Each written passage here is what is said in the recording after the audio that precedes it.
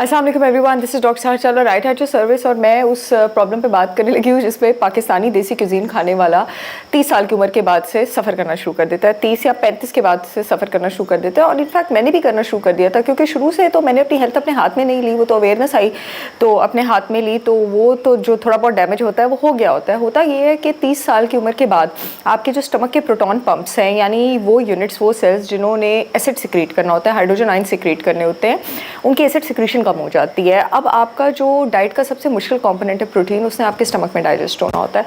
और क्योंकि उसने आपके स्टमक में डाइजेस्ट होना होता है तो जब और स्टमक में एसिड चाहिए उसको डाइजेस्ट करने के लिए, क्योंकि जो प्रोटीन डाइजेस्टिंग एंजाइम होता है, प्रोटीन को हजम करने वाला प्रोटीएज, उसको भी एक्टिवेट होने के लिए एसिड चाहिए होता है। अब एसिड कम होता है तो कुछ प्रोटीन एसिड ने तोड़ना था, कुछ उसने प्रोटीएज को एक्टिवेट करके तोड़ना था, दोनों कम होना शुरू हो जाते हैं। इसकी सबसे पहली निशानी जो है वो आपके पास जलन से पहले, क्योंकि जब एसिड कम होता है तो खाना अनडाइजेस्टेड ऊपर आता है। और मोरओवर जो आपका लोअर इसोफेजियल स्फिंक्टर होता है, यानी वो ढक्कन जो आपकी फूड पाइप और स्टमक के बीच होता है, उसको स्टिमुलस चाहिए होता है। अगर उसको वो इस तरह फंक्शन करता है कि अगर एसिड एक सर्टेन लेवल पे होगा तो वो बंद रहेगा, अगर एसिड एक सर्टेन लेवल पे नहीं होगा वो खुल जाएगा, तो खाना वापस आना शुरू हो जाता है। इससे भी पहले जो सिम्टम आपको आता है वो आता है ब्लोटिंग। ब्लोटिंग को आप ईजी मत लें, ये वीडियो मैंने इसीलिए की है।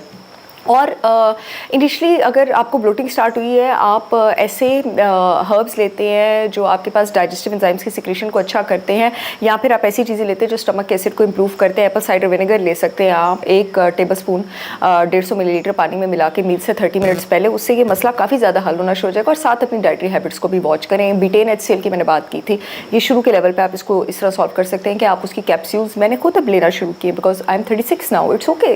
तो अगर आप नेचुरल चीज़ों से हेल्प ले सकते हैं तो क्यों नहीं, ये चीज़ें दवाइयाँ नहीं है, ये सप्लीमेंट्स है। तो ये होती है। दूसरी रीज़न उसकी आपके पास ये हो सकती है कि आपके जो पेंक्रियास है उसने एंजाइम्स की सिक्रेशन कम कर दी है, बिकॉज आप इतनी अनहेल्दी हैबिट्स में रहे हैं, इतना शुगर और इतना कुछ लेते रहे हैं कि जो पेंक्रियास है वो एग्जॉस्ट हो गया। वहीं पे बीटा सेल्स होते हैं पेंक्रियास में, जिसने इंसुलिन सिक्रेट करना होता है। तो सिर्फ बीटा सेल्स का फंक्शन ख़राब नहीं होता, पेंक्रियास ने जो कार्बोहाइड्रेट, प्रोटीन और फैट डाइजेस्ट करने वाले एंजाइम सिक्रेट करने थे, उनका फंक्शन भी ख़राब होता है। तो उसका तरीका ये है कि आप वो हर्ब्स लें जो आपके पास पेंक्रियास के एंजाइम्स को स्टिमुलेट करते हैं। Multi enzyme complex synthetic supplement होता है, बहुत अच्छा होता है, उसको आप ट्वाइस डेली लें मील्स के साथ। वो एंजाइम्स आपको बाहर से मिलना शुरू हो जाएंगे। कुछ नेचुरल ऐसे हर्ब्स होते हैं, मैंने अपनी ब्रांड के अंडर लॉन्च किए हैं, होलिस्टिक विजडम बाय सहर चावला। पूरे पाकिस्तान में शिपमेंट हो रही है, वेबसाइट का लिंक मैं दे दूँगी आपके पास कॉमेंट बॉक्स में। जिंजर, टर्मरिक, आंवला और मोरिंगा पाउडर, ये चारों कॉन्सेंट्रेट्स जो है आपके पास डाइजेस्टिव एंजाइम्स की सिक्रेशन को स्टिमुलेट करते हैं। इनके बहुत और फ़ायदे तो हैं, वो तो हैं। इसी वजह से जो जिंजर है आपके पास ब्लोटिंग कम करने में भी बहुत ज़्यादा हेल्प करता है। इनको आप ऑल्टरनेटिवली इस्तेमाल कर सकते हैं। आंवला की इसी तरह बहुत ज़्यादा स्किन के लिए फ़ायदे हैं, बालों के लिए फ़ायदे हैं। मोरिंगा के आपके हार्मोन्स के लिए फ़ायदे हैं, वेट लॉस के लिए फ़ायदे हैं। टर्मरिक के आपकी इम्यूनिटी के लिए फ़ायदे हैं, इन्फ्लेमेशन के लिए फ़ायदे हैं। तो उन सारे फ़ायदों के साथ साथ बीच में आपको ये फ़ायदा भी मिल जाता है। इसकी बहुत सारी वजूहत है। आज हमने 2 वजूहत पे बात की, 2 वजूहत पे हम कल बात करेंगे। I see you all again with yet another information video. तब तक के लिए अल्लाह हाफ़िज़।